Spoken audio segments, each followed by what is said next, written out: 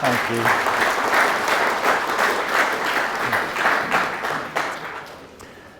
Good evening, everybody. Thanks all very much for turning out. I hope everybody can hear me.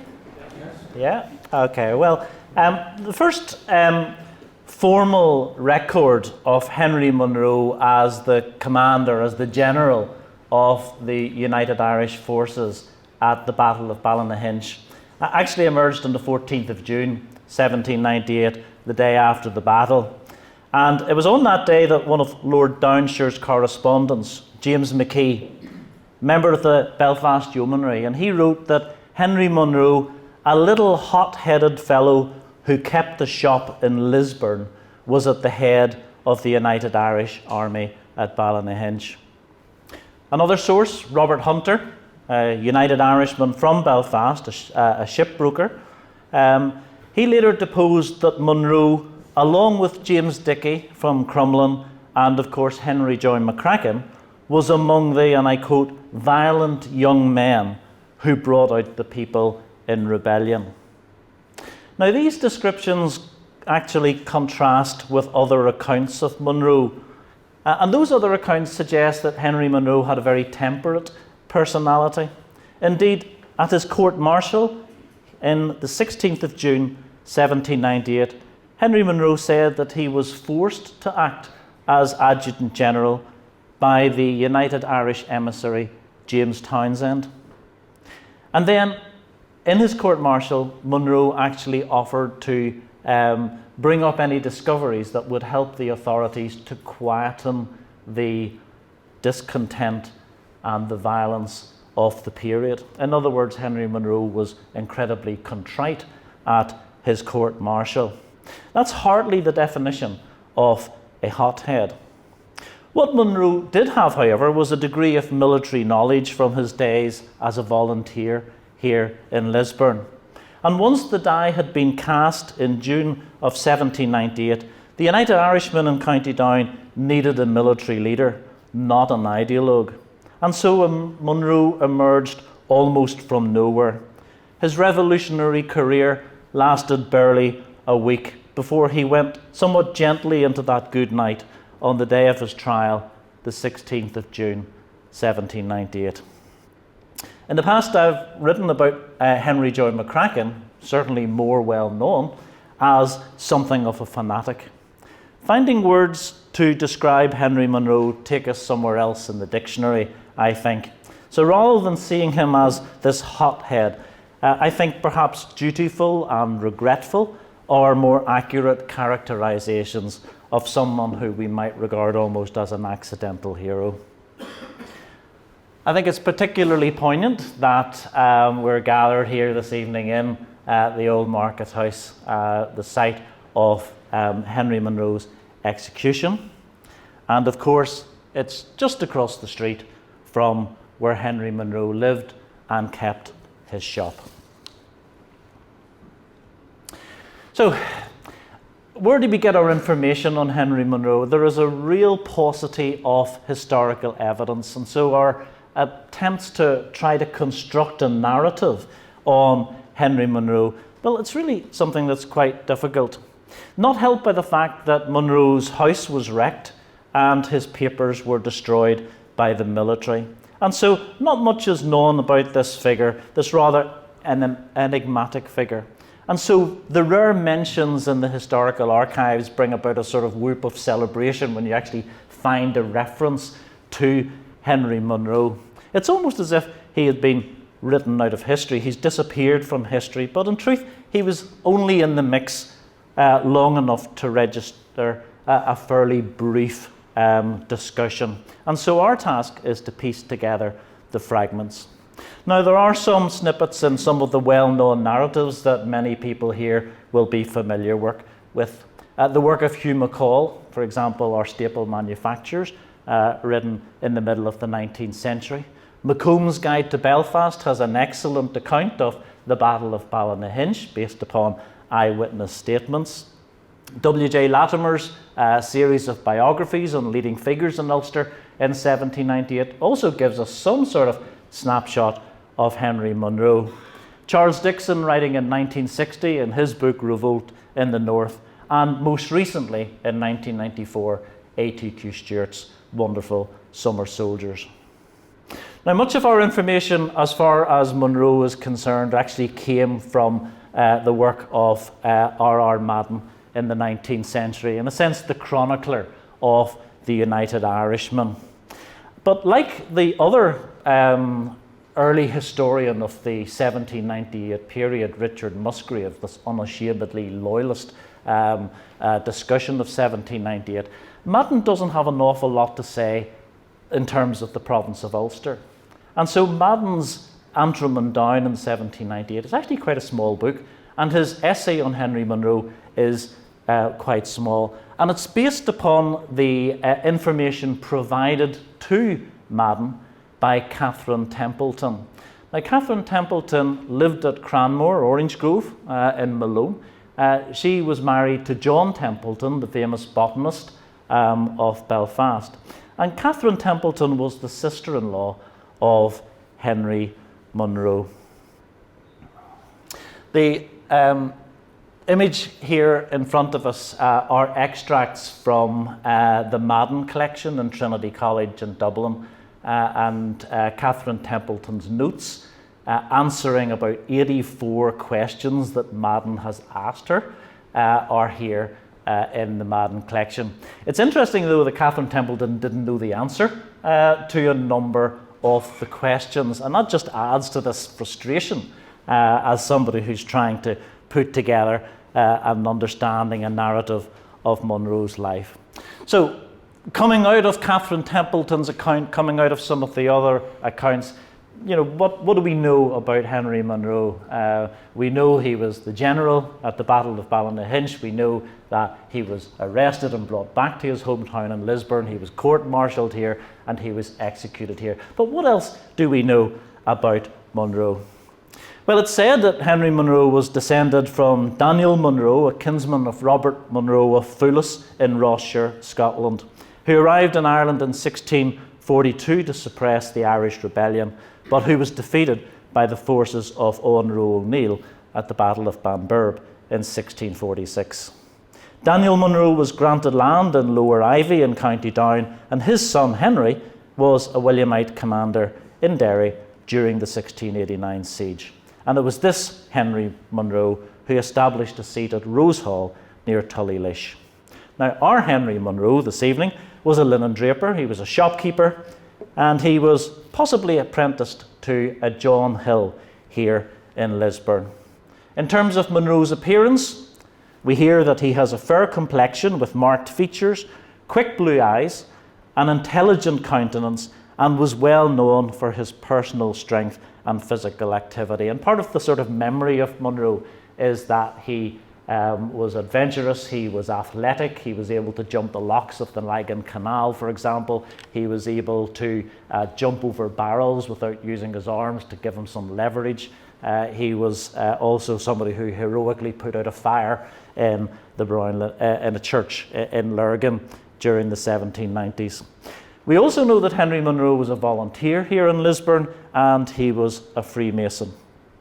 Monro's father's name is unknown, and Catherine Templeton didn't know the answer to that question. His father, however, was a Presbyterian. Monro's mother, who was a Gorman, well, she brought up the three children, Margaret, Henry, and Anne, in the principles of the Anglican Church. And despite references in the published material, Henry Monro was not a church warden in Lisburn Cathedral. A Henry Musson was a church warden, but not a Henry Monro. Now, in 1795, Henry Monro married Margaret Johnson, and she was the fourth daughter of Robert Johnson of Seymour a prosperous linen bleacher who later sold his property to the Charley family. Henry and Margaret Monro had two children. One, Henry, died in infancy. Margaret Monro was pregnant with another child at the time of her husband's execution. This child, Henry Anne, also died in infancy. The one obvious thing I haven't mentioned yet is Monro's date of birth. And I deliberately haven't really dwelt on that because we're not actually sure. Most of the published accounts say that Henry Monro was born in 1758. And I think when Latimer says that, everybody else follows, in the same way as when Madden says something about one of the great figures of the United Irish movement, everybody follows. I'm leaning towards 1768, and why I'm saying that is because there are two sources which actually challenge the prevailing notion that Monro was born in 1758. One of those narratives is by Charles Teeling, and Teeling was known to Monro. Teeling's brother Bartholomew was a member of the same Freemasons Lodge as Henry Monro, and Teeling, in his personal narrative of the 1798 rebellion, said that Monro died in the 31st year of his life. Also, the son of the rector of Lisburn Cathedral at the time of the 1798 rebellion, and Henry Monro's minister, the Reverend Snowden Couples, his son, the Reverend Edward Couples, told Francis Joseph Biggar that the date of birth was 1768. And if we are to believe that Monro became a businessman in Lisburn in 1788, and he married in 1795, I think 1768 is probably a better date of birth for Monro. And I think it also puts him in the same age category as many of the other leading United Irishmen born in that decade of the 1760s. Overall, I think Monro can be defined by his Anglican faith, by his business, by his very obvious conviviality, but also by his membership of the Volunteers and the Freemasons. Before we start delving into Lisburn in the 1790s, it's worth just reminding ourselves of the broader historical context of Ireland in the 18th century. An Irish Parliament that was dominated by the Protestant ascendancy elite, if you like. 300 members of Parliament in the Dublin legislature in College Green. Two of those MPs, incidentally, from Lisburn.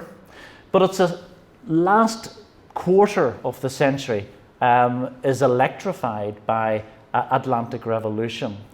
First of all, the American Revolution of the 1770s, which bring new words into the political lexicon like democracy and representation, and people start to question the polity of Ireland at that particular time. In response to the removal of much of the garrison, you see the emergence of volunteers set up originally to protect Ireland's coastline from the potential of French invasion, because France supports the American colonists from 1778. And so what you find then is that there are volunteer companies that are springing up, and they begin to dabble in politics. They become forums for discussion and debate, criticisms of just what's wrong with the governance of Ireland at this particular time.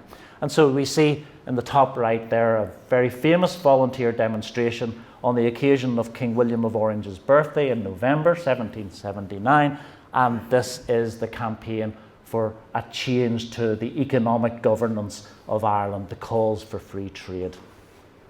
And then, of course, in 1789 we see the outbreak of the French Revolution, and once again the revolution in France is an attack upon the establishment. It's an attack upon the established Catholic Church in France. It's an attack upon monarchy. It's an attack upon heredity as a principle. And you get reflected in that the ideas of people like Thomas Paine. And many people in Ireland begin to see a very clear parallel, a very clear connection between the questions that are being asked in America, the questions that are being asked in France, and the questions that could be asked in Ireland. So if we think about Lisburn in the 18th century, it has a population in the last decade of the 18th century of approximately 4,500 people. And Lisburn was very much a town on the up. It had become a centre for industry and manufacturing, not just the domestic industry that's reflected in the Hinks prints, but also we see the construction of the Belfast to Lagan Canal in the 1760s, the extension of that to access Lough Neagh in the 1790s. We have factories being established in Lisburn, bleach works like that of Luke Teeling at Poleglass close by. We have workshops, we have Brown Linen Hall here. We've got names like Coulson and Gregg We have cotton manufacturing being established here in Lisburn under James Wallace in the early part of the 1790s, followed shortly afterwards by George Whitla and Robert Stirling. As well as the economic growth of Lisburn, I think it's a religiously diverse town, which makes it different from Belfast, which is overwhelmingly Presbyterian. But here in Lisburn, you have Anglican, you have Presbyterian, you have Catholic, you have Methodist, you have a French church, a Huguenot church, there is a Quaker church as well. So as well as being economically vibrant, Lisburn is strategically important. It's on the road to Hillsborough, to Banbridge, to Newry and Dublin. There's a direct road as well to Belfast. And crucially, as political instability begins to emerge during the 1790s, close by Lisburn, very close to where Sprucefield is now, you see the establishment of a military camp at Blaris. And Blaris, in my mind, is absolutely critical to everything that the United Irishmen are contemplating in the period 1796 to 1798. It's no surprise that troops leave Lisburn to challenge the outbreak in Antrim under Henry Joy McCracken on the 7th of June, that troops leave Blaris to go to Ballynahinch and then Downpatrick on the 10th of June. And also, it's no surprise that the United Irishmen are trying to infiltrate the militia regiments, largely Catholic regiments, that are stationed in Blaris between 1796 and 1798. And some of the militia regiments fall under the seductive appeal of the United Irishmen and their propaganda. It's well known that 4 members of the Monaghan militia were shot at Blaris camp in May of 1797, but also the Limerick City militia, the Limerick County militia, the Port Arlington militia. There were members of those who had been, in a sense, sworn into the United Irishmen or the Defenders by visitors to the camp who actually were disseminating United Irish ideas. Blaris has to be central in any understanding of the 1798 rebellion. As far as Lisburn and politics is concerned, Lisburn was what's referred to as a pot-walloping borough, where those people who qualified for the franchise had basically a hearth that was big enough to wallop a pot to feed their family. And before 1795 and changes to the constituency, the number of electors in Lisburn would have been somewhere in the region of 350 to 400. Now that said, elections were usually fairly predictable because the landlord, absentee landlord, Lord Hertford, his 2 candidates were almost inevitably going to win in elections. There's one very obvious exception to that, and that was in 1783, as we'll see. So 2 members for Lisburn in the Irish Parliament. I mentioned the volunteers a few moments ago, and the volunteers were set up initially as this defence force. And this very famous painting depicts the Lisburn and Lambeg volunteers outside the market house here in Lisburn in 1782. The Lisburn Volunteers had been founded back in June 1778. They were led by Captain Point Stewart, who, like Henry Monro, worshipped in Lisburn Cathedral. And Point Stewart was an officer in the Lisburn Volunteers. He was also an eyewitness to Henry Monro's execution in 1798 because he was a captain in the Derryachy Yeomanry, which was on duty at the time of Monro's execution. In 1780, the volunteers in Lisburn have a bit of a fallout because Point Stewart is undeniably conservative. And unlike other volunteer companies, Point Stewart managed to manufacture a meeting, an unofficial meeting of the Lisburn Volunteers, which lauded the present constitution.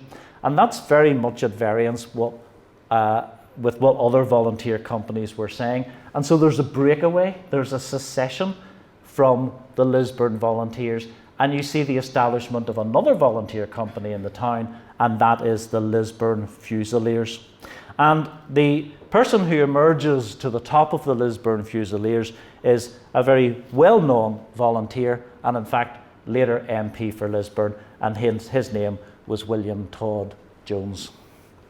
There's no portrait of William Todd Jones, but there is one of William Sharman, father of William Sharman Crawford, about whom a super biography has been written by Professor Peter Gray at Queen's. The election of 1783 is the exception to the inevitability of a Hertford victory in Lisburn elections. And this election did produce something of a shock. It's happening at a time when the volunteers are very, very active. It's happening at a time when the volunteers have a second convention at Dungannon in September of 1783. There's a major volunteer convention in Dublin. There's talk about parliamentary reform. There's even some talk about giving political rights to Catholics, who of course had been excluded from the political system. And in the election of 1783, Sharman and William Todd Jones are elected as MPs for Lisburn.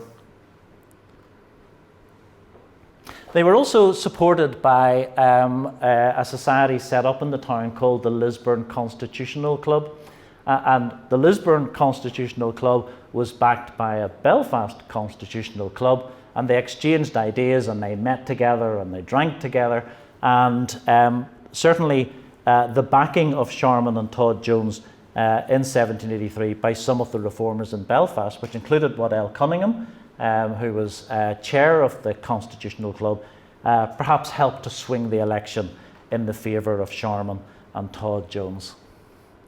And Todd Jones was an advocate for increasing rights for Irish Catholics. His ideas in embryonic form almost foreshadow Wolfe Tone's famous pamphlet in 1791, an argument on behalf of the Catholics of Ireland. And I think what Todd Jones is saying here on the second anniversary of the fall of the Bastille, when there was a celebration here in Lisburn of the changes that were taking place, not just in France, but elsewhere, we do get a sense of his radical pronouncements. Now, Todd Jones didn't actually retain his seat in the parliamentary election of 1790. The seat reverted to the candidates of Lord Hertford. But I think his political radicalism was given additional force by what was happening in France. William Todd Jones, once MP for Lisburn, went on to become a founder member of the Society of United Irishmen in Dublin in November of 1791. Todd Jones's fellow MP, incidentally, William Sharman, was the president of the celebrations for the volunteers of the French Revolution that were taking place on the same day as that was in Belfast. Now, Henry Monro was a volunteer, but he was also a Freemason, and I think that's something else that's important in our understanding of Henry Monro. Freemasonry was strong in Lisburn, and there's also a close association between Freemasons and volunteers. I'll give you an example of that. In 1784, Freemason lodges 112, 178, 193, 602 and 608, well, they marched as part of a funeral procession for Captain Robert Bell of the Lisburn Volunteers, and they marched from Lisburn to Ballinderry and back, about 18 miles on that particular day. And Bell was given not just a volunteer funeral, but also a Masonic funeral. One of those lodges, Lodge 193, was the lodge that Henry Monro was a member of, and he presented these jugs, which had been on display here in Lisburn Museum, to the lodge. More broadly speaking, as far as Freemasonry is concerned, it is very much an Enlightenment thing, and you can see that in the origins of the American nation and the building of the Constitution and the building of the perfect society and the building of Solomon's Temple, some of the principles upon which Masonry is built. And it's not just an Irish thing or a British thing, but you have people like Haydn, the wonderful composer, Schiller, the writer, Wolfgang Amadeus Mozart is a Freemason, and I think intellectually Freemasonry is part of this questioning of the old way of doing things.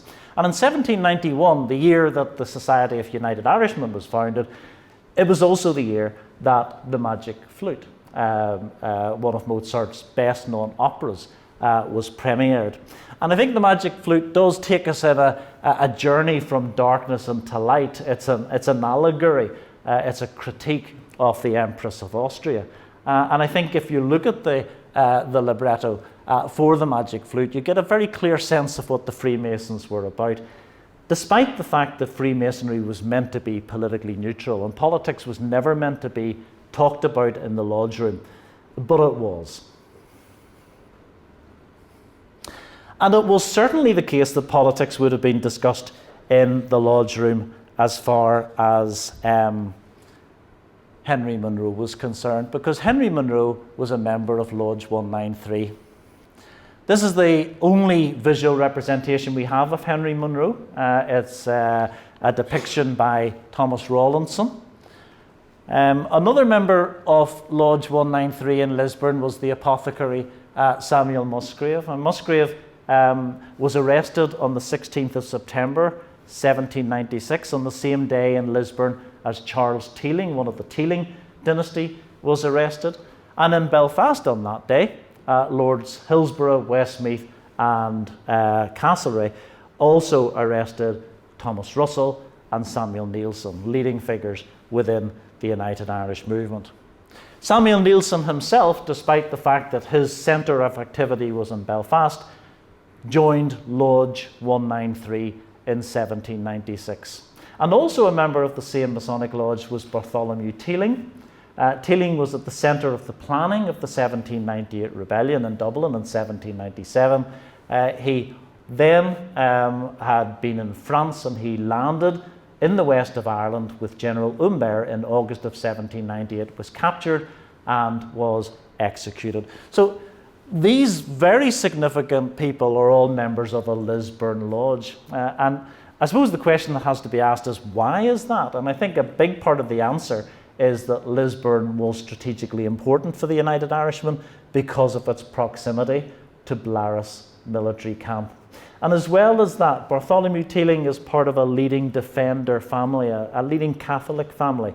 Samuel Neilson is a Presbyterian United Irishman working out of Belfast. And at this particular time, there's an attempted junction between the United Irishmen and the Defenders. And we're better to actually effectuate this junction than in the lodge room. Now, don't get me wrong, there were many conservatives who were members of Freemasons' lodges, but I think when the government started to clamp down on the radical activities of groups like the United Irishmen, the Freemasons' lodge was a safe space in which to discuss politics. And so Monro is a member of this lodge, and I think that would have acquainted him not just with the overall strategy of the United Irishmen, but some of its leading personalities as well. Now, if we think about the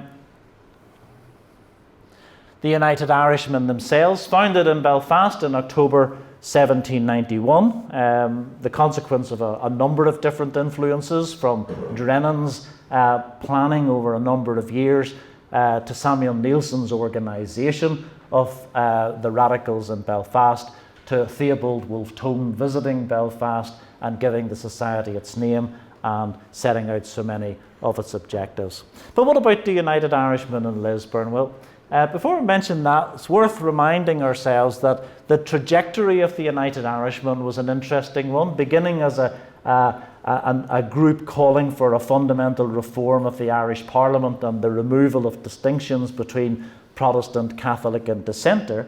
The United Irishmen embarked upon a much more militant course, and that can be traced back to the outbreak of war with France in February of 1793. In fact, in many respects, some would argue that that more militant strand had always been there. And certainly the government would have felt that the ostensible aim of the United Irishmen was a reform, but the real aim was revolution. And actually, there might be some truth in that, because if you think about Lisburn, we've no sense of when the Lisburn Society of United Irishmen was founded. But in the National Archives in Dublin, there's a really interesting source from January of 1793. And the United Irishmen in Dublin had a correspondence committee. And so any inquiries from United Irish societies would have arrived in this Dublin Correspondence Society. And in January 1793, Lisburn, the United Irish Society in Lisburn, had sent a request to the Dublin United Irishmen for financial aid to help with the purchase of arms and ammunition. Now, this is long before our general understanding of the United Irishmen becoming a more militant society. Now, the Dublin Society expressed, quite obvious surprise at just how radical the Lisburn United Irishmen were. And they decided that, well, if it's not part of our strategy and we're not doing this for any other society, we're certainly not going to do it for Lisburn, no matter how radical Lisburn had become. And in fact, it was Thomas Addis Emmet, older brother of Robert Emmet, and Thomas Addis Emmet, I think, thoroughly deserving modern treatment and thoroughly deserving a modern biography. Thomas Addis Emmet made the point that the United Irishmen would answer to itself the expediency of resorting to arms if necessity ever required the measures. Now, like elsewhere, the United Irishmen in Lisburn would be weakened by the activities of informers. And informers penetrated the United Irishmen in Dublin, Thomas Collins in Belfast, people like William Byrd, Edward John Newell, John Hughes. And here in Lisburn, the informer was a man called Michael Lowry from Lissu. He made depositions against a number of United Irishmen in Lisburn. And without his evidence, we don't really get a sense of who were the leading players in the United Irishmen. But Michael Lowry was giving evidence against Charles Teeling of Poleglass, Peter Cunningham of Lissu, John Trincavery of Derryachy, Robert Brown of Lisburn, William Weir and Samuel Musgrave, Thomas Newburn, Thomas Breda, all living here in the town of Lisburn, and also James Cochrane of Lambeg. Now, we don't know what action was taken against these different people. William Weir had been arrested. Samuel Musgrave, we know, was arrested in 1796.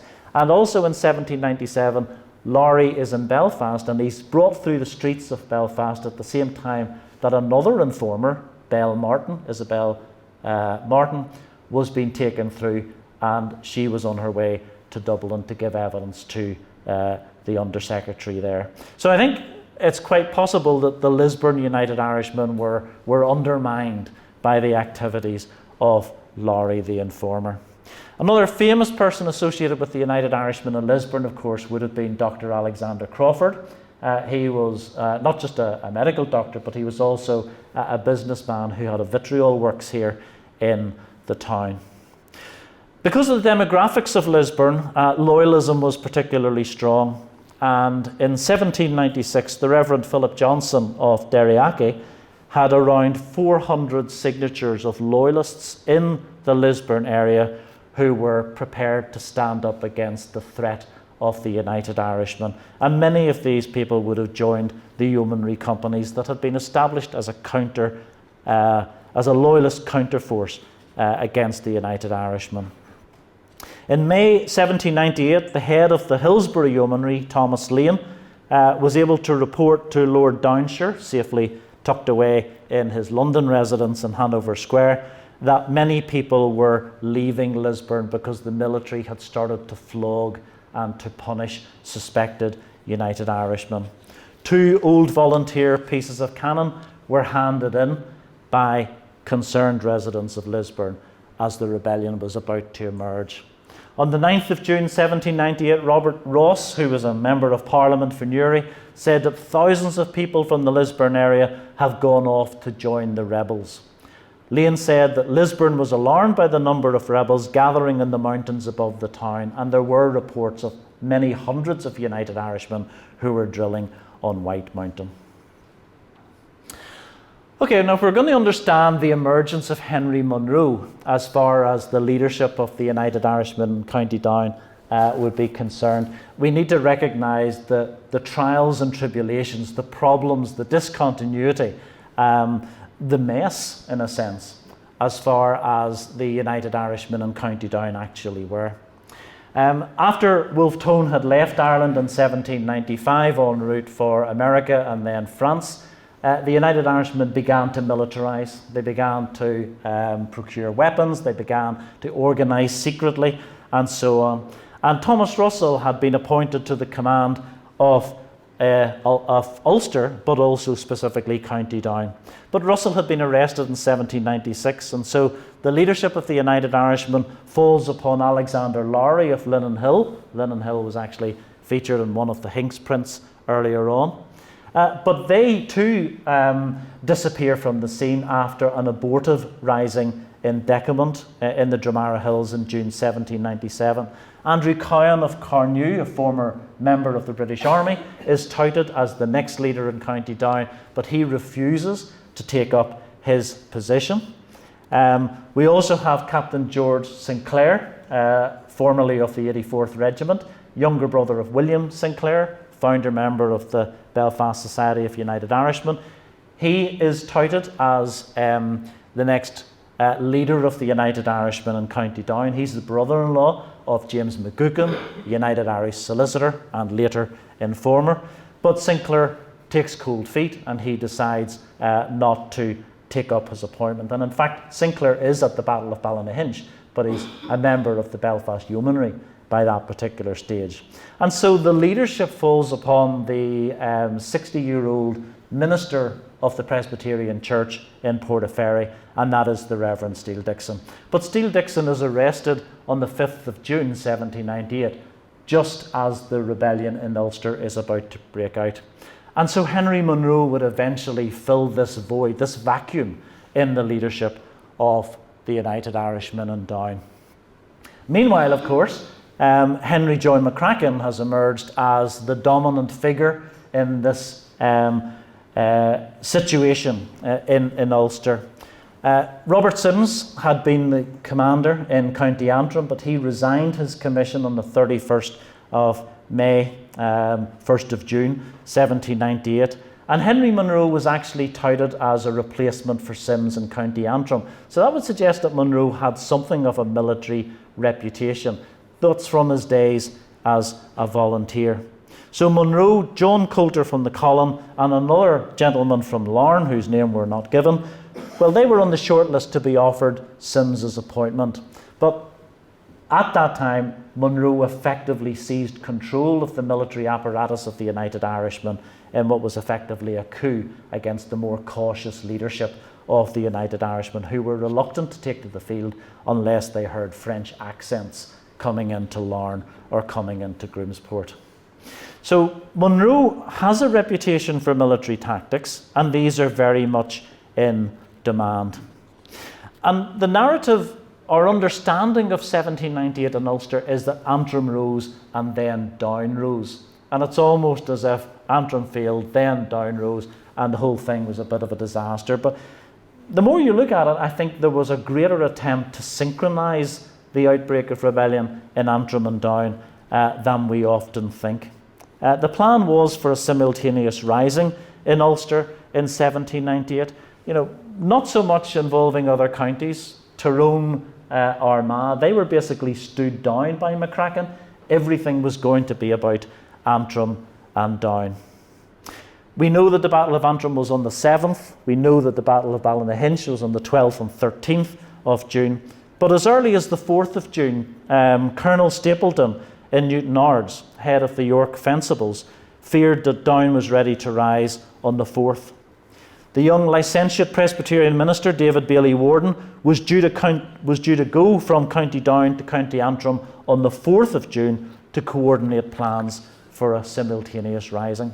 Two other probationer Presbyterian ministers, John Niles and James Townsend, were between Antrim and Down. They were riding horses, visiting different people, trying to get people out from different localities and townlands, communicating the orders from Henry Joy McCracken.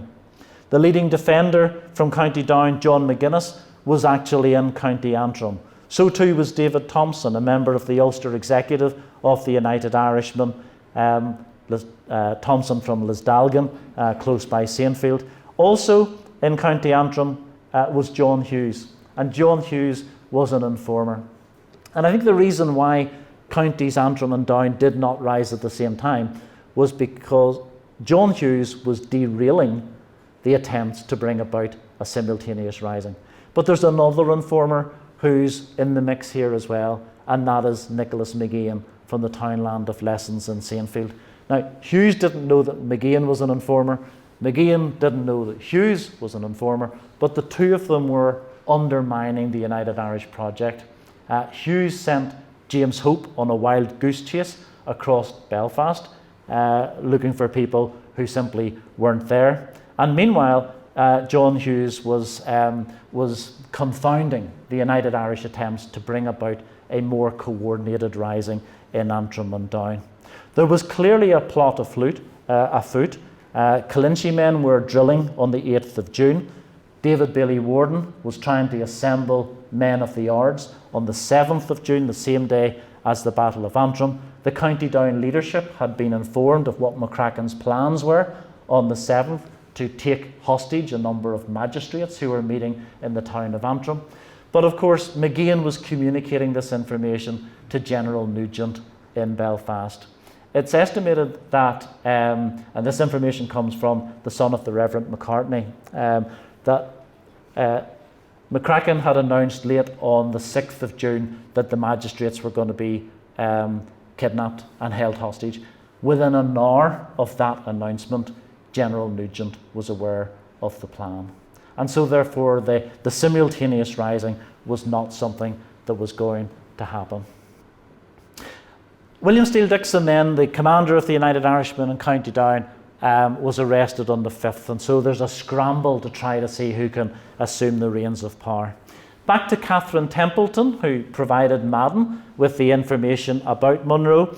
Well, Catherine Templeton actually tells us that Henry Monro had been appointed as a colonel of the United Irishmen in County Armagh for a district on the shores of Lough Neagh that's called the Munchies. This sounds really unlikely at first. You know, why would Monro from Lisburn be appointed as a colonel in County Armagh? But let's not forget Monro was this sort of itinerant merchant. He was in places like Lurgan, he was in and around North County Armagh, and he would have been familiar with the area.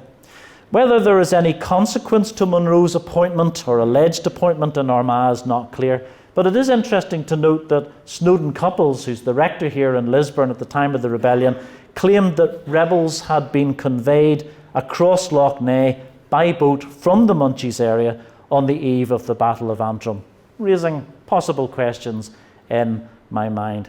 That movement of United Irishmen across Lough Neagh prompted Orangemen from Lisburn to take to the barges and boats to guard the rivers and the canals. The point that I'm really making here is that Henry Monro was headhunted because he was somebody who was well known as a volunteer with an interest in military tactics. The emissaries, these young Presbyterian licentiates, Miles and Townsend, well, they were asked to seek out Monro. And certainly Monro referred to Townsend in his court-martial, saying that, well, I was asked to become the rebel leader by Citizen Townsend. Without an overall commander by this stage, the United Irishmen engaged the Crown forces at the Battle of Saintfield on the 9th of June 1798. That's Cumber Street as it is now, at the back of Saintfield High School, and that's where most of the Battle of Saintfield would have occurred. It was an ambush upon the York Fencibles and some members of the Newton Ards yeomanry. Who were in charge at Saintfield? Well, they would have been local United Irish notables like Richard Fraser from Ravara, William Adair from Ballygraffin townland, James Cord from Colinchie, and James Shaw from Saintfield. And so, having had a degree of military experience at the Battle of Saintfield on the 9th, it's an inconclusive battle. The government forces retreat back to Newton Ards with heavy casualties, particularly in the ranks of the York Fencibles, but it's not wholly clear-cut.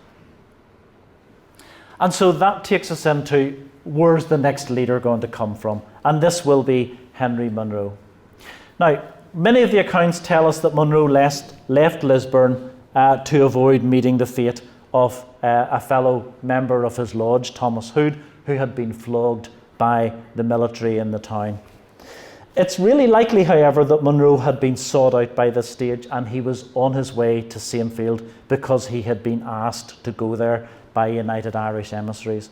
And there were thousands of United Irishmen gathered in Sainfield, both before the battle and after the battle. One hostile source actually says that Monro was reluctant to go. He was reluctant to take up this appointment and had actually paid a woman from Lisburn to find a means to get a message to him as he was en route to Sainfield to force him to come back to Lisburn on an urgent item of business. The Reverend Edward Cupples, son of Snowdon Cupples, also said that Monro had actually applied to join the Loyalist Yeomanry sometime between 1796 and 1798, but he was turned down because of his politics. Another figure who would have known Monro, he had worked briefly in a solicitor's office in Lisburn. He was a yeoman, his name was Morgan Jellett. He said that, well, Henry Monro was not a rebel at heart. He was a reluctant revolutionary in 1798. But the fact that Monro was embraced as a general suggests that he was actually expected. So what we've got then in Sainfield after the battle on the 9th, on the 10th and 11th, the United Irishmen are being drilled and they're being practiced and they're being readied and prepared for battle by Monro and by their officers. It's a pretty motley gathering in some respects. New officers had to be appointed because others hadn't turned up or they'd been arrested. Roll calls had to be taken. Richard Vincent, who lived in Bridge Street here in Lisburn, was later court-martialed for drilling United Irishmen at the Creevy Rocks just outside Sainfield. Archibald Wilson and his court-martial, John Skelly, they all talk about this hyperactivity of drilling and exercising in Sainfield as Monro was attempting to get the men under his command battle ready. Monro would order his emissaries like Robert Gowdy that they shouldn't bring any more rebels to the camp. Monro said he was overwhelmed. He said there were 40 to 60,000 people at the Creevy Rocks. The reality is there were probably about 7,000. And Monro, with some bombast, it must be said under the circumstances, said, the most number of men that I can command is 30,000. With some irony, I suspect. There's a lot of insubordination amongst the rebels. Some of them turned up because they were ideologically committed to the cause. Some of them may have turned up because they were forced into it by personalities from different townlands or towns and villages across the way. Some tried to desert and they were bullied back into line by the commanders who basically say, we'll run through you with a sword if you don't get back into line and if you don't continue with the drilling. James Townsend, who we've mentioned before, threatened Hans Wilson's company from Bangor, saying that he would kill the first man, the next man who would leave the ranks. In his court-martial, Theophilus McClure from the Ards tells us how Townsend forced other deserted men back into the ranks of the rebels as they were marching from Sainfield to Ballynahinch.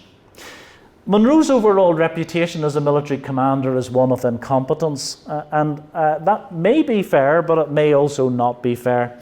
One of the most vocal critics of Henry Monro's military leadership was the minister of Sainfield, Presbyterian, Thomas Ledley Birch. And Birch said that Monro ended up in a position for which he was clearly not qualified. And I think Birch probably got his opinions and his information. If you know Thomas Ledley Birch, he was not without opinion. But I think he probably got his ideas from William Keane or Kane. And Kane served as one of Monro's aides-de-camp at the Battle of Sainfield. Kane had been a clerk in the Northern Star. And he had been in Dublin in prison in Kilmainham with Henry Joy McCracken and others in 1797. And he was, in a sense, one of Monro's officers at the Battle of Ballynahinch. Keane had also been at the Battle of Antrim. He's the only person, I think, who was both at the Battle of Antrim and the Battle of Ballynahinch. When Birch was being exiled to America on board the Harmony, one of his fellow passengers was William Keane, or William Kane. So I suspect that most of Birch's knowledge of Monro came from that source, and it would suggest that Keane was actually very critical of his commander at that particular time. Another critic of Henry Monro's leadership was David Bailey Warden, who was in a sense the leader of the Ardsmen, trying to mobilise people from Newton Ards and its district on the 7th of June. And Warden said that Henry Monro was far too quick to engage the enemy. The United Irishmen were not disciplined enough to take on professional soldiers. There is a sense in which perhaps Monro saw glory. Morgan Jellett and Charles Teeling in his later narrative refer to Monro having a thirst for fame, where, and I quote from Charles Teeling, dazzling honour blinded his prudence. In short, how Monro ended up at Ballynahinch, he was asked, and I think he found it difficult to say no. This is a map of Ballynahinch. It's actually a map dating from the late 18th century. I'll maybe just point out one or two areas moving towards a conclusion. This is the Montalto estate, which had been the estate of the second Earl of Monro, who had packed up. He was in Dublin. His mother, the Countess, she was on the family estate in Donington in England. We have roads leading to Ballynahinch from Lisburn, from Hillsborough. This is the road from Downpatrick. It's very close to the crossgar to Ballynahinch Road as it is today. And this is the road from Belfast to Saintfield, and from Saintfield to Ballynahinch. And so on the 12th of June, the government forces under General Nugent would have left Belfast, and just a day earlier, the United Irish advance forces would have left Saintfield, and they would have encamped on the estate of Monro here in Ballynahinch. On the 10th of June, Colonel Stewart of the Argyll Fencibles was sent from Blaris to Ballynahinch. There's a brief skirmish in the town. A number of United Irishmen are killed. United Irishmen then move off to Saintfield to the main camp, and Stewart is given the order to make his way to Downpatrick.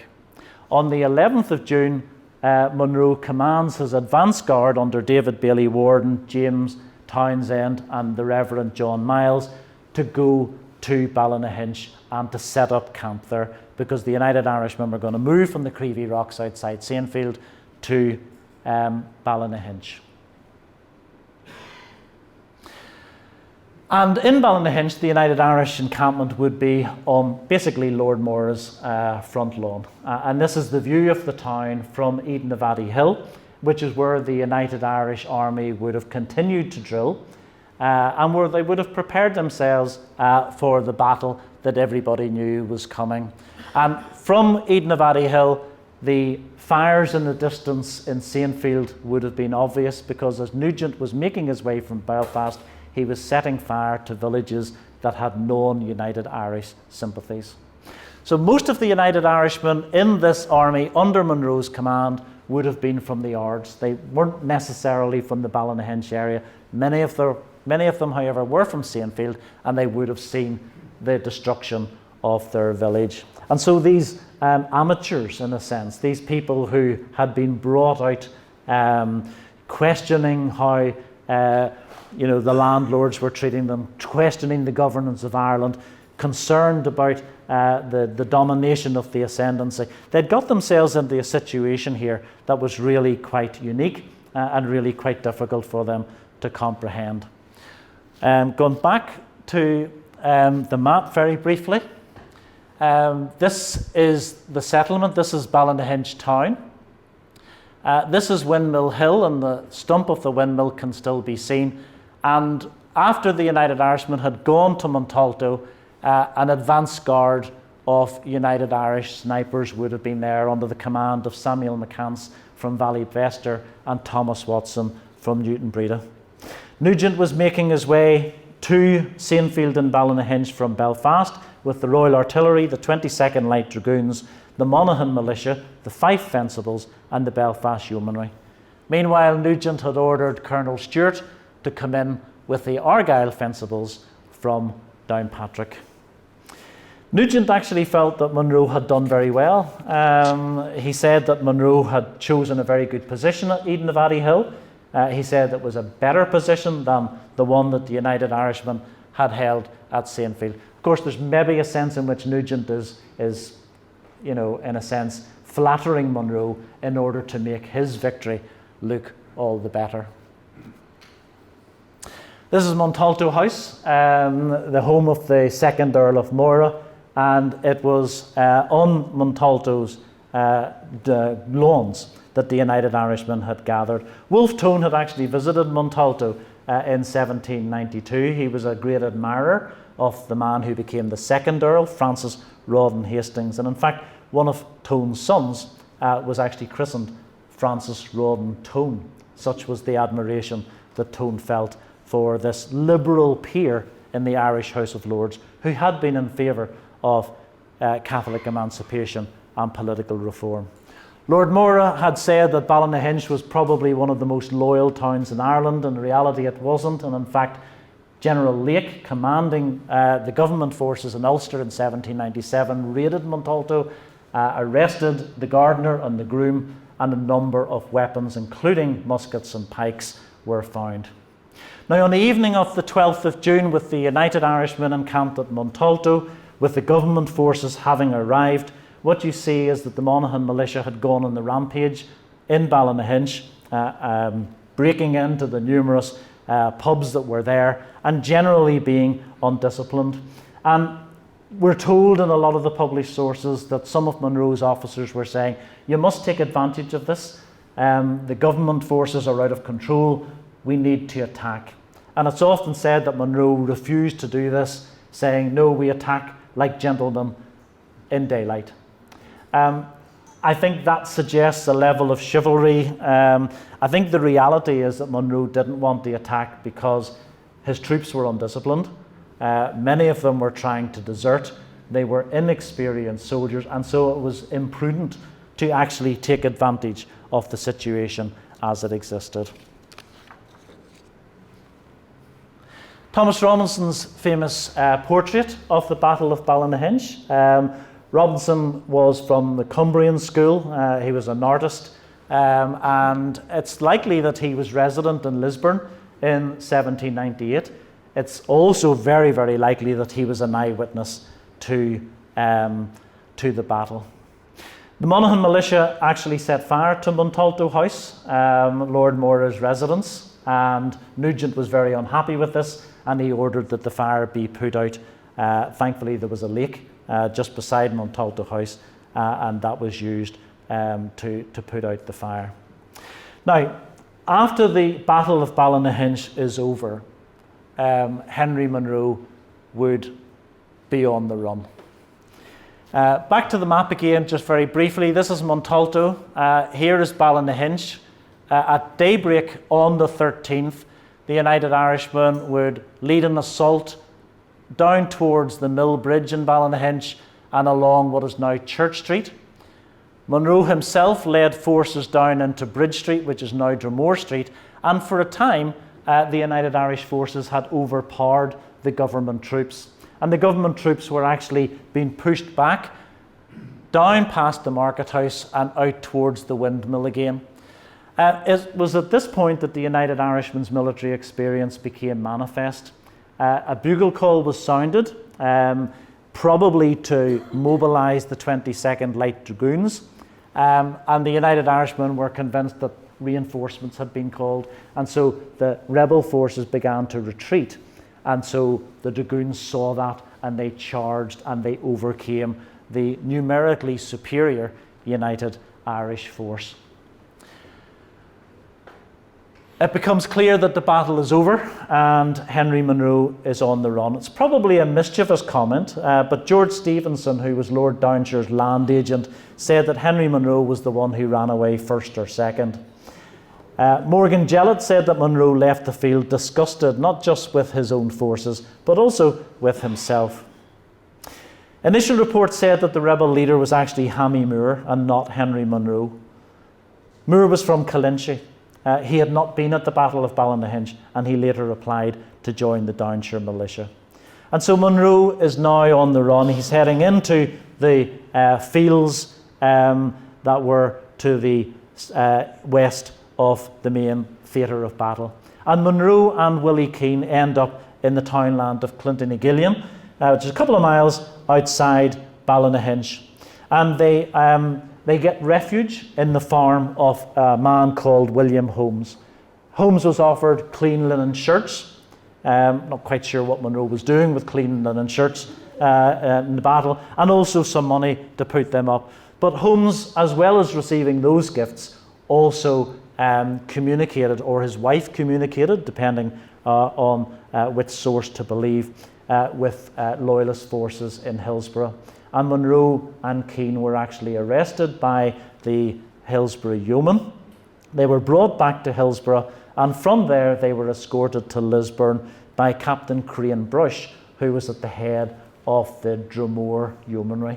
And Brush, and the irony of this, Brush was involved in a sweeping up operation, in a sense, and that was his job to basically clear the area of these fleeing United Irishmen. And that, of course, includes the story of Betsy Gray and her brother George and her lover Willie Boole, part of the memory, the enduring memory of 1798. So Monro was brought here to Lisburn. He's in an exhausted state when he's found. General Nugent later wrote to Lord Castlereagh in Dublin that Monro had been wounded during the course of the battle, but I think that's probably unlikely, and I think he was just simply carrying the scrapes and falls of battle rather than something that had been sustained in terms of gunshot or anything else. General Goldie, who was holding the fort in Lisburn for the government forces, well, his aide-de-camp, William Newell, said that Monro was in possession of 2 pistols, that they belonged to a Mr. Graham of Gartmore in Scotland, who was actually lodging with Henry Monro in the days before the rebellion broke out. Newell later said that Henry Monro confessed at the scaffold that he'd stolen these guns from his lodger, and his lodger had actually gone back to Scotland. Monro was taken to the guardhouse, which was actually the Huguenot church in Saintfield. He is visited there by his father-in-law, Robert Johnson, who would soon sign a declaration of loyalty from all of those people in the Lisburn area who were expressing their abhorrence of the terrible rebellion that had taken place. Lots of these declarations of loyalty, by the way, were taking place. Not unexpected, given the fact that executions had started and people were wanting to stay out of trouble, even if some of them may have been sympathetic to the United Irishmen. Also visiting Monro as he's been held prisoner is his rector, the Reverend Snowden Couples. Snowden Couples was a Gaelic scholar. He was later Grand Master of the Orange Order for County Antrim, and you have this, incredible relationship between the two. Couples would also give the communion to Monro just before he would be led to the scaffold. One of the cotton manufacturers in Lisburn, George Whitla, sent Monro a clean set of clothes, and it would be in those clothes that Monro would be executed. His court-martial finally took place on the 16th of June, 1798, in a house unnamed, unmarked, in Castle Street. There were only 3 witnesses in Monro's court-martial proceedings. It's one of the shortest court-martial records that you find in the National Archives in Dublin. The witnesses were basically confirming that Henry Monro was at the head of the United Irish Army. Charles Kinnan, John Fullerton, John Johnson rent a witness because they were also witnesses at some of the other courts-martial for United Irishmen at that particular time. Monro's communication with James Townsend, a note that he had sent to Townsend while Monro was in Sainfield and Townsend was in Ballynahinch, well, that was the damning evidence that was read out in court, and yet Monro agreed that he was the author.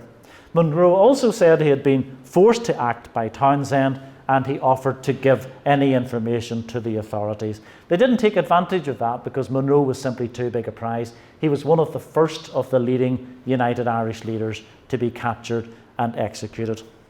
And so he was brought to the market house via the home of the Reverend Couples who administered the sacrament. Snowdon Couples' son, later the Reverend Edward Couples, as a child was an eyewitness to Monro's execution. And he passed an account of the execution to his daughter, saying that Monro was penitent at the last and that he regretted his actions. Other witnesses, of course, included William Blacker of the Seago Yeomanry, and his account of Monro's dignity at the place of execution is well documented. And Point Stewart, the old Lisburn volunteer, the celebrant at New Lisburn Cathedral, he was also present at the execution at the head of the Derryaki Yeomanry. And in fact, like any good Ulster businessman, Monro was settling his accounts before his execution, and there was a disputed account between Monro and Point Stewart. Point Stewart would later chair a meeting of Orangemen assembled at Blaris in August of 1798. Monro's famous last words, "Tell my country I have deserved better of her," can perhaps be read and heard in a number of ways. After execution, he was decapitated, as was the practice, and a prisoner called Hamill was the person who was given this task. He was offered his freedom if he would be the person who would actually conduct the decapitation. After hanging for 2 hours, Monro's body was cut down, hastily buried, and his head was placed on a spike for a number of weeks afterwards, opposite his own front door. Amidst all of this, of course, was a personal tragedy for Henry Monro's wife, Margaret Monro. She was pregnant. Her sister Anne had died in May, and her husband was executed in June. And her child died in infancy a short time later. At the entrance to Lisburn Cathedral on the left-hand side is a fairly random-looking shrubbery, but this actually is, as far as I understand it, the actual gravesite of Henry Monro. In November 1843, remains were found after work was being carried out to the Mercer family vault, the Mercer's big family in Lisburn. The Reverend Edward Couples confirmed that the exhumed body that came out of an unmarked grave in the vicinity of the Mercer plot was in fact Henry Monro. The giveaway was the military coat. The head had a white nightcap on it. The Reverend Edward Couples, like any good grave robber, took the brass buttons of Monro's jacket and kept them for posterity.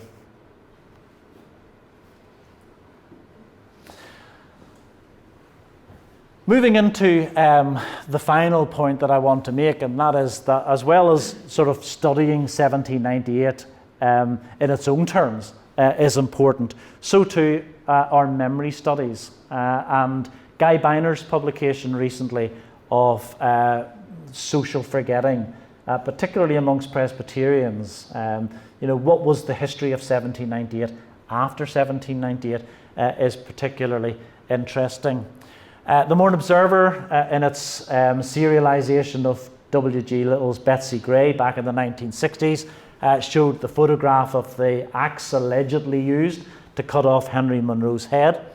The song written about the Battle of Ballynahinch and brave Henry Monro, and also, perhaps not terribly well known, a radio play written by Seamus Heaney just after he had published his poetry collection A Door into the Dark at the beginning of the 1970s.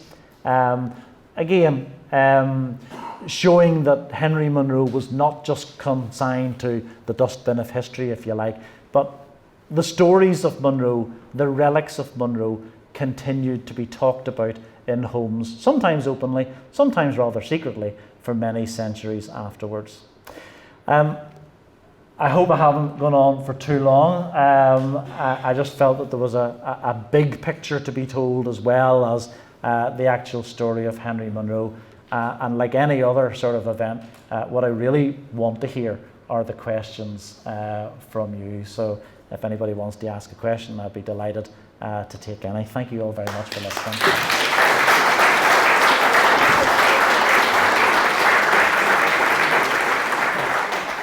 Thanks very much. That was a really enjoyable and really informative talk, and thank you very much for that.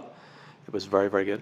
One observation I've noticed in the literature is that Henry Monro doesn't always get assigned as general. And I'm wondering at Creevy Rocks, which is where I believe he probably got his commission, was that done in the traditional sort of style of the United Irishmen through elective process, which was kind of borrowed from the Presbyterians a wee bit? Or was it just on the hoof? Was it just like a random thing? And then the second question I have, just if I can be bold to ask tag a second one onto that, is that I wonder too, in terms of the Battle of Ballinhinch that you mentioned and Monro's generalship of it, I thought I'd read somewhere where Colonel Stewart had come from Downpatrick and he'd performed a flanking movement on Edenavady, and that he'd raided their munitions, and that part of the reason, apart from the bugle call issue that you'd mentioned, was that they ran out of ammunition and they couldn't push the advantage home. I just would like your thoughts on that as well, please. Yeah, you're absolutely right on that count. Go back to Monro's appointment as such.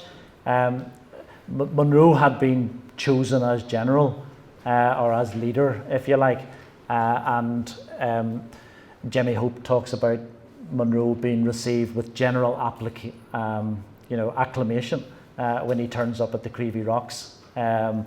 He also, there are other sources that say that Monro accidentally sort of turned up. He was on his way to Donaghadee, and he ends up in Sainfield, and suddenly he's elevated to this position. He had been headhunted. He had been expected. I don't think there was any great election or conferment or anything like that.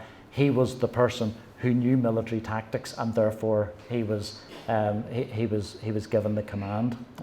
He is referred to as General Monro, probably more by loyalist sources, by government sources, than anything else. The second one about the Battle of Ballinhinch, you're absolutely right. Colonel Stewart had gone across the mill fields from Windmill Hill with the Argylls, and also with a piece of artillery, and they were stationed on Crabtree Hill, which is close to the old church at Macrodrole. And so there was artillery firing from Windmill Hill and from Crabtree Hill on the government force, or on the United Irish forces at Edenavady. The Argylls crossed the mill bridge and they crept into the Montalto domain. And you can actually see that on Robinson's painting of the Battle of Ballinhinch. And they confiscated, they took the ammunition and the gunpowder kegs that the United Irishmen had there. So there was going to be a significant problem in terms of running out of ammunition, but I think the Battle of Ballinhinch had been decided before that would have been decisive. Were there consequences for the Earl at Montalto for the uprising?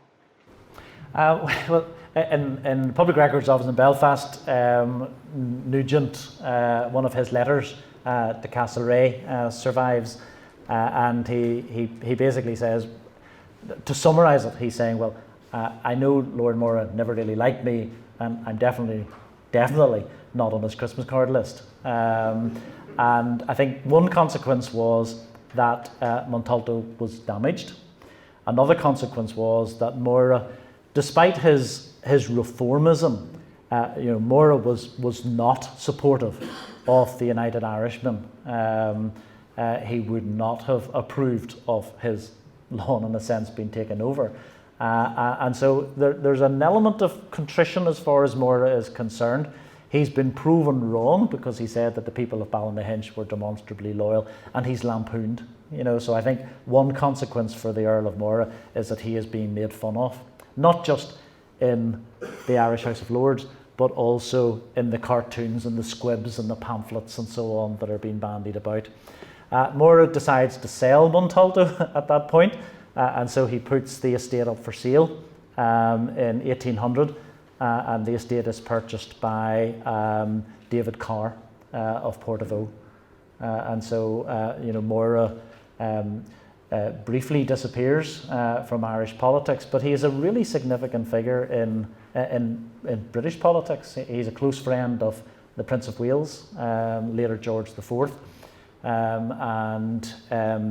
he is essentially the best man at the Prince of Wales's wedding. He's been talked about as a prime minister after the assassination of Spencer Perceval in 1812. He ends up as Governor General of India, so he doesn't do too badly out of it. And then after he leaves India, he's appointed Governor General of Malta, and he dies on board a ship coming back to Britain from Malta, and he's taken back to Malta, and he's interred there just outside Valletta. So, I think his reputation was damaged because he had been this reformer, and I think there was a no smoke without fire sense about Ballynahinch, about Montalto being used by the United Irishmen, but there was no connection. Monro was not a United Irishman. Much as Tone would have wanted them to become so, and I think that's why Tone went to Montalto in 1792, to try and get more a political heavyweight onto his side. Thanks. Very much enjoyed the talk. The three Teelings. The three Teelings, Luke, Bartholomew and Charles, would they have described themselves as defenders or United Irishmen, and does it matter? Wow, brilliant question. Luke Teeling is the patriarchal figure. He would be imprisoned in Carrickfergus after the rebellion. He's also on board the Postlethwaite, which is the ship in Belfast Lough, where United Irish prisoners would be held. Bartholomew Teeling, certainly a defender.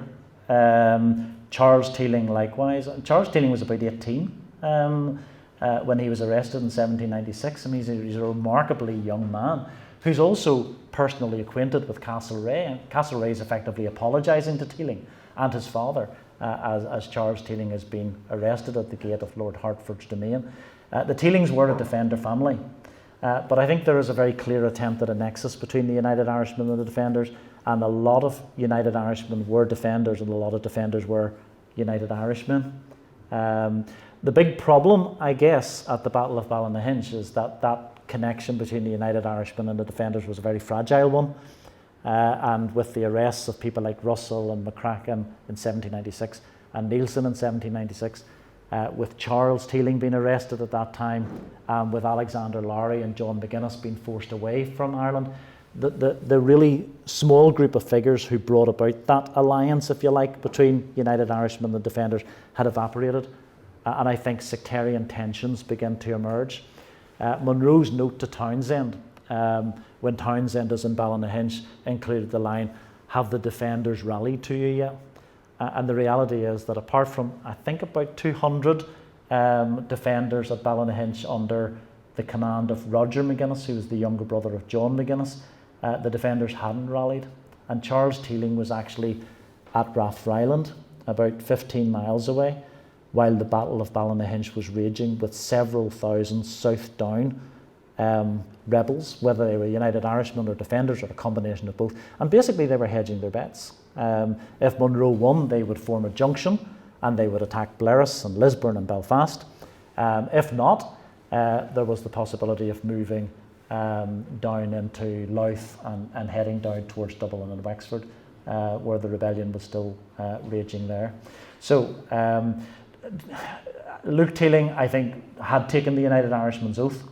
Bartholomew Teeling clearly had, because he was in Dublin organising the rising, and he was part of that coterie of Irish exiles in Paris.